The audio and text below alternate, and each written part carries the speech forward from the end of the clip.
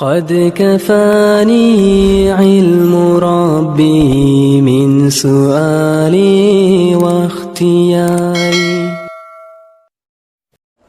Bagaimana tanggapan Ustadz terhadap Habib Bahar bin Smith tentang cara dakwahnya dan tentang statusnya tersangka? Moga-moga tidak ada tersinggung, dan moga-moga Habib Bahar juga bisa memaklumi bahwa saya hanya membaca ayat Al-Quran, dan itu prinsip dakwah saya. A'udzubillahi minasyaitonirrajim. Bismillahirrahmanirrahim. Ud'u ila sabili rabbika bil hikmati wal mau'izatil hasanati wajadilhum billati hiya ahsan. Al-ayat surat An-Nahl ayat 125. Rasulullah SAW diperintah untuk bersama-sama umatnya mengajak ke jalan Allah Subhanahu wa ta'ala dengan cara bijak. Bijak itu sesuai dengan keadaan, kondisi, situasi, itu bijak. Bijak itu ya meletakkan sesuatu sesuai kepantasannya. Bijak itu melihat objek dakwah sesuai dengan kondisinya. Bijak. Wal mau'izah hasanah, dan nasihat, pitutur yang baik. Mau'izah itu sudah baik, sebenarnya penasihat ditambahi hasanah, maka harus dengan tutur kata yang baik. Tutur kata yang baik itu kata-katanya baik, ekspresinya baik, efeknya baik. Tidak menyakiti orang, tidak menghina orang, tidak mencaci orang, tidak kasar. Wajadilhum billati ahsan. Dan jika harus debat, harus diskusilah dengan cara yang terhormat, cara bermartabat, bukan debat kusir, bukan pentelengan, bukan gontok-gontokan, bukan caci maki, tapi bermartabat, terhormat. Inilah Qur'annya. Dan setahu saya Rasulullah SAW tidak pernah menggunakan kata-kata kasar, tidak pernah tidak sopan, tidak pernah menyakiti orang. Beliau selalu bijak, dan orang yang diajak tidak tersinggung. Kalaupun orang nggak mau, iyalah banyak. Kalau orang menentang Nabi, iyalah yang kafir.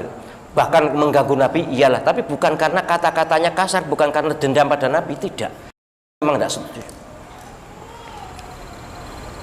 Nah, bagaimana Habib Bahar? Habib Bahar punya style yang berbeda, model yang khas, dan dia masih sangat muda. Umurnya baru 33 tahun. Ya, memang sangat muda, dan memang temperamennya seperti itu. Tetap saya tidak setuju kalau menggunakan kata kasar. Tetap saya tidak setuju. Saya hormat pada orangnya, tapi cara kasar, cara mencela orang, saya tidak setuju. Beliau Habib, saya sangat hormat. Termasuk Habib Rizik juga pernah bukan saya kritik sih, saya bisiki. Iyalah, Habib Rizik, tapi enggak seperti ini, tapi ya memang kadang-kadang keras gitu. Tapi sudah tidak lagi. Entah karena saya bisiki atau karena banyak orang yang membisiki, tapi saya memang pernah membisiki Habib Rizik. Tensinya diturunkan dikit. Kemudian saya mohon maaf ya, saya tidak keminter enggak, tapi jelas tawasau bil haq wa tawasau bis sabr. Nabi Musa alaihissalam ketika disuruh menghadapi Fir'aun, orang yang sangat jahat, populer jahatnya di Quran, tapi Nabi Musa diperintah oleh Allah, wa qula lahu qawlan layyinan la'allahu yatadzakkaru aw yakhsha. Berkatalah pada Fir'aun dengan ucapan yang lembut. Fir'aun mestinya kan berhak dipisui. Wong aku Tuhan nih, dan mata ini anak-anak kecil itu, masya Allah, entah ratusan berapa, pokoknya anak-anak yang baru lahir laki-laki patah ini, itu perintah Fir'aun. berhak dipisui. Tapi Nabi Musa diperintah qaulan layyinan. Maka ya saya berharap semua mubaligh, apalagi yang habaib keturunan Nabi sallallahu alaihi wasallam, ayo kita ingat Nabi sallallahu alaihi wasallam. Ketika kita berdakwah, ingat beliau, bahwa beliau membawa misi rahmatan lil alamin. Moga-moga saudara-saudara kita yang mendapatkan amanat dari Allah SWT, mendapatkan keterampilan, keahlian dari Allah SWT berupa kemampuan berdakwah, gunakan pedomannya adalah surat An-Nahl ayat 125 itu tadi. Bagaimana soal tersangkanya? Nah, ini saya muskil. Saya tidak ahli hukum, Pak Habir, nanti tolong dikoreksi ya. Saya tidak ahli hukum, tapi kalau itu dianggap penghinaan pada presiden, pasal itu sudah dihapus oleh MK. Pasal menghina presiden, pasal apa, melecehkan presiden, mencaci presiden sudah dihapus oleh Mahkamah Konstitusi, jadi sudah tidak berlaku. Apa presiden oleh dipisui? Ya, tidak boleh, tapi ya nanti kalau dipisui kasusnya bukan pasal presiden tapi orangnya. Sebab apa? Presiden itu jabatan publik yang mestinya orang yang menjabat jabatan publik harus sadar dia selalu disorot oleh umat, oleh masyarakat. Allah SWT ngerasani Fir'aun berapa kali? Karena dia tokoh publik yang berbuat jahat, boleh dirasani, tapi ya gak usah dijajal ya.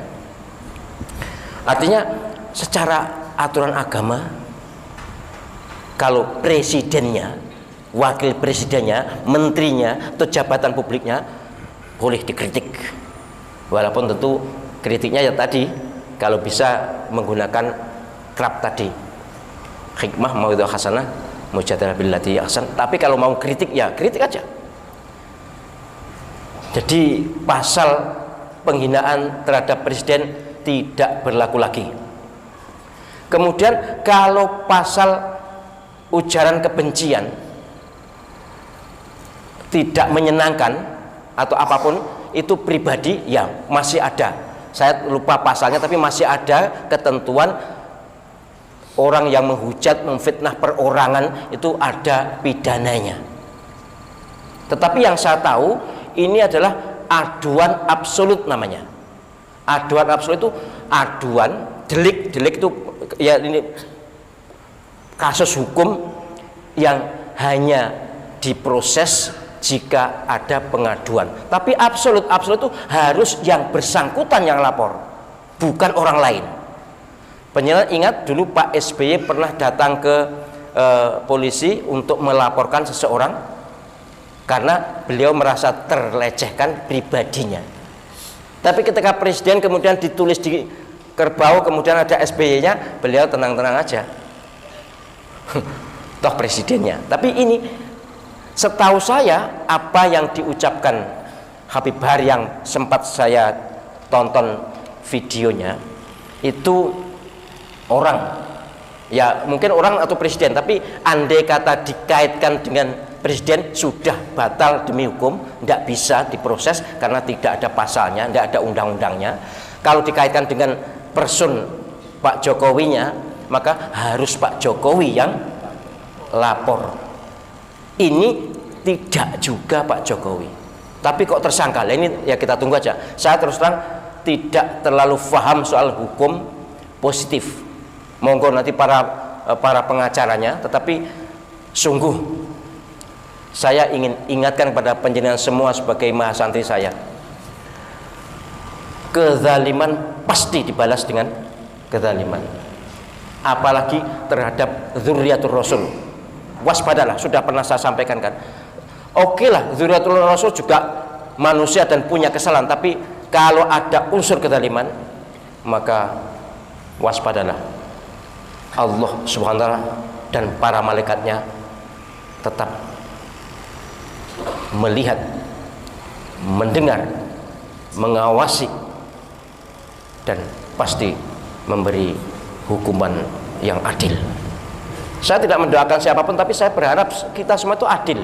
Jangan karena motif, modus, politik, kekuasaan, jangan. Kekuasaan itu ada batasnya, bisa berakhir kapan saja, dan kalau saya berakhir akan berganti yang lain. Maka kalau memang mendapatkan tugas netral, ya netral lah, supaya posisi tidak terancam. Kalau terlalu membela kekuasaan, nanti kalau kekuasaan berganti gimana?